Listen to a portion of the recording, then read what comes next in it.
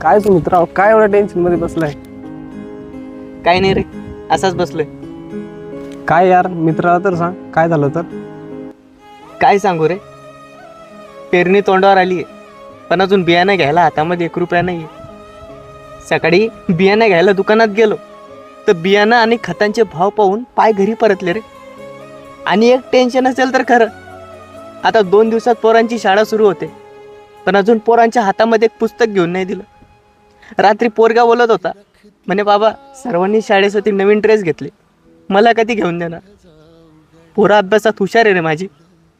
मुलगी म्हणते बाबा मला डॉक्टर व्हायचंय, पण आता तिला कसं सांगू रे का तिच्या गरीब शेतकरी बापाकडे तिला देण्यासाठी फक्त खोटी आश्वासन आहेत, दुसरं काहीच नाही.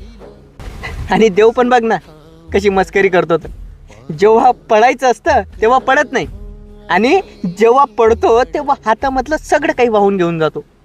आणि मग येतात मोठमोठे अधिकारी साहेब हातामध्ये 1000-2000ची नुकसान भरपाई द्यायला.